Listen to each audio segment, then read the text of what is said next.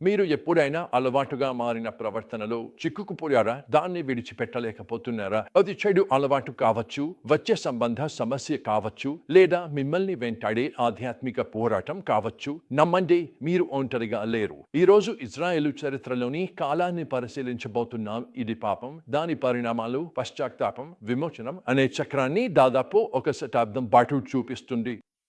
న్యాయాధిపతులు 10వ అధ్యాయంలోని 1వ పద్యం నుండి 12వ అధ్యాయంలోని 15వ పద్యం వరకు మానవ స్వభావం, దేవుని సహనశీలత మరియు నిజమైన పశ్చాత్తాపం ప్రాముఖ్యత శక్తివంతమైన పాఠాలను నేర్పిస్తుంది.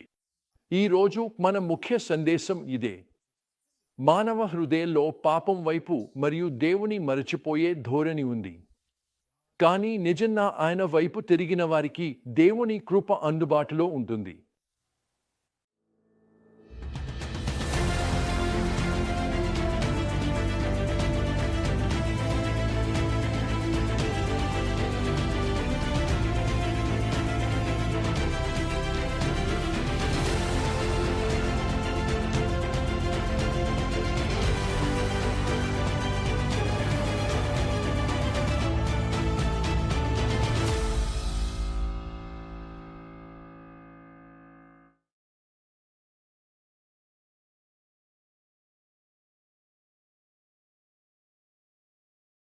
పదవ అధ్యాయంలో మనకు తొల యాయిర్ అనే న్యాయాధిపతుల గురించి తెలియజేయబడుతుంది. వీరు కలిపి ఇస్రాయేల్ను 45 సంవత్సరాలు నాయకత్వం చేశారు.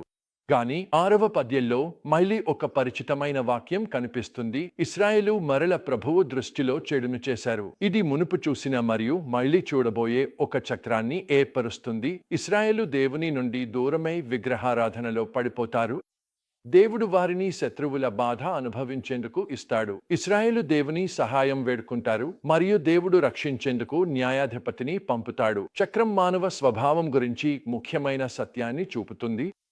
దేవుని విమోచన ఆశీర్వాదాన్ని అనుభవించిన తర్వాత హృదయాల్లో ఆయన నుండి దూరమయ్యే స్వభావం ఉంటుంది. ఇశ్రాయేలు చరిత్రలో స్పష్టంగా ఉంది. ఆదాం మరియు ఈవా కాలం నుండి ఇప్పటి వరకు ఉంది. మోషే మరియు యెహోషువ కాలం పరిస్థితి కనిపిస్తుంది.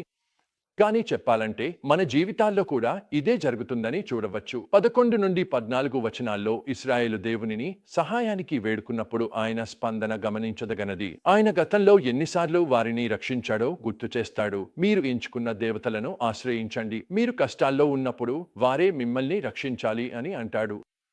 కఠిన గద్దింపు దేవుడు ఆత్మీయ విశ్వాస ద్రోహాన్ని ఎంత తీవ్రంగా తీసుకుంటాడో చూపిస్తుంది. ఆయన చివరి అవకాశం దేవుడిగా ఉండాలని కోరుకోవడం లేదు. మనకు ఉన్న మార్గాలను ప్రయత్నించి విఫలమైన తర్వాత ఆయనను ఆశ్రయిస్తాం. 15-16 వచనాల్లో నిజమైన పశ్చాత్తాపానికి చిత్రాన్ని చూస్తాము. ఇశ్రాయేలు, మేము పాపం చేశాము, మాతో మీరు అనుకున్నదే చేయండి, దయచేసి మమ్మల్ని రక్షించండి అని అంటారు. అప్పుడు వారు తమ విదేశీ దేవతలను విడిచిపెట్టి యెహోవాను సేవించారు. ఈ నిజమైన మార్పు దేవుని హృదయాన్ని కదిలించింది మరియు ఆయన ఇకపై ఇశ్రాయేలు అనుభవిస్తున్న బాధను తట్టుకోలేకపోయాడు. పవిత్ర గ్రంథం చెబుతోంది. కథ తరువాత యెఫ్తాను వైపు మారుతుంది. క్లిష్టమైన నేపథ్యంతో న్యాయాధిపతి.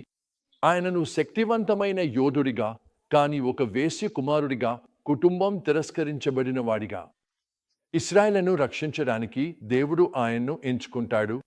ఇది మనకు గుర్తు చేస్తుంది, దేవుడు తరచుగా అనుకోని వ్యక్తుల ద్వారా తన ఉద్దేశాలను నెరవేర్చుతాడని.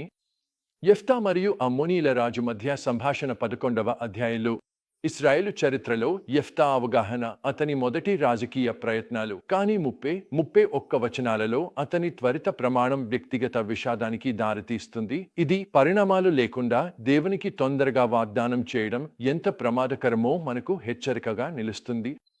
ఈ కథనం ముగింపు ఇంకొంతమంది ముగ్గురు న్యాయాధిపతులు ఇత్సోను, ఏలోను, అబ్దోను ప్రస్తావించబడింది. వారి చిన్న వివరణలు మనకు గుర్తు చేస్తాయి, దేవుని సేవకులందరి జీవిత కథలు అద్భుతంగా లేకపోయినా వారు దేవుని ఒక పాత్ర పోషిస్తారని. నేను మీతో నిజాయితీగా ఉండాలి, నా జీవితంలో ఈ చక్రాన్ని అనుభవించాను. సందర్భాల్లో నాకు ఆత్మీయ పునరుజ్జీవనం అవసరమైంది. ఇవి తరచుగా ఆశీర్వాద కాలాల తర్వాత వస్తాయి. నేను సౌకర్యంగా ఉండి అప్రమత్తత కోల్పోతాను. ఒకసారి నాకు క్యాన్సర్ అని నిర్ధారించారు. ఆ సమయంలో 3 నెలల పాటు నేను ప్రయాణించలేకపోయాను లేదా సేవ చేయలేకపోయాను.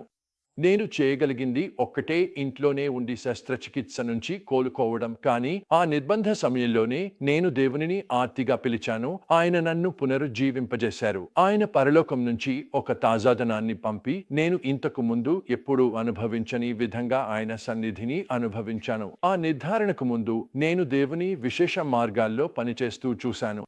నేను ప్రపంచంలోని పెద్ద వేదికలలో కొన్ని చెప్పాను. వేలాది మంది క్రీస్తును స్వీకరించడాన్ని చూశాను. కానీ దాని ఫలితంగా నేను సేవలో బిజీగా మారిపోయాను. దేవునితో నా సన్నిహితత్వాన్ని కోల్పోయాను. ఇశ్రాయేలు పిల్లలు ఎప్పటికప్పుడు దేవుని వైపు తిరిగి రావలసిన అవసరం ఉన్నట్లే నేను కూడా ఆయన వైపు తిరిగి రావాల్సి వచ్చింది. నన్ను తిరిగి ఆయన దగ్గరకు తీసుకురావడానికి క్యాన్సర్ నిర్ధారణ అనే చీకటి క్షణం అవసరమైంది. కానీ నేను స్పందించినప్పుడు ఆయన నమ్మకంగా ఉన్నారు, కలుసుకున్నారు, పునరుద్ధరించారు.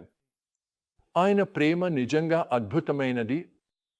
ఈ భాగం మనకు ఈరోజు ఏమి చెప్పుతోంది? మనం ఈ సత్యాలను మన జీవితాల్లో ఎలా వర్తింపజేసుకోవచ్చు? మన హృదయంలో దేవుని నుండి దూరమయ్యే స్వభావాన్ని గుర్తించండి మరియు ఆత్మీయ జీవితంలో అప్రమత్తంగా ఉండండి. ఆశీర్వాదాలు మరియు సౌకర్యం ఉన్న సమయంలో మీరు దేవుని నుండి దూరమయ్యారని గ్రహించినప్పుడు పరిస్థితులు మిమ్మల్ని ఆయన వైపు తిరిగి నడిపించే వరకు వేచి ఉండకండి.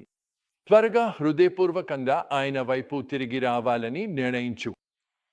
మరియు గుర్తుంచుకోండి, పశ్చాత్తాపం అంటే మాత్రమే కాకుండా మరెన్నో ఉన్నాయి. విగ్రహాలను తొలగించారు. మీ జీవితంలో మీరు ఏ విగ్రహాలను తొలగించాలి? దేవునికి తొందరపడి ప్రమాణాలు లేదా వాగ్దానాలు చేయడంలో జాగ్రత్తగా ఉండండి. దాని బదులుగా ఆయనతో నిత్య జీవితంలో స్థిరమైన నడకను పెంపొందించండి. మీ సేవ దేవునికి సాధారణంగా అనిపించిన తక్కువగా గుర్తింపు పొందిన న్యాయాధిపతుల్లా ఆయన గొప్ప యోచనలో మీరు కూడా భాగమని తెలుసుకోండి. ముగింపు ముందు నేను మిమ్మల్ని సవాలు ఎదుర్కొనమని కోరుతున్నాను. మీరు ఆధ్యాత్మికంగా దారి తప్పుతున్న సంకేతాలు ఎక్కడ? దేవుని వైపు పూర్తిగా తిరిగి రావడానికి ఈరోజు ఏమి చేయాలి? దేవుని కృప ఇప్పటికీ అందుబాటులో ఉంది. ఆయన ప్రేమ మీ కోసం ఎప్పటికీ మారదు. ఇశ్రాయేలు ప్రజలలా మీకు మరియు దేవునికి మధ్య అడ్డుగా ఉన్నదేదైనా తొలగించేందుకు మీరు సిద్ధంగా ఉన్నారా? మీరు ఆయనను హృదయపూర్వకంగా సేవించాలనుకుంటున్నారా? ఆయన ప్రేమ మరియు కృప నిజంగా అద్భుతమైనవి. ఇవి మీకు అందుబాటులో ఉన్నాయి. ఇప్పుడే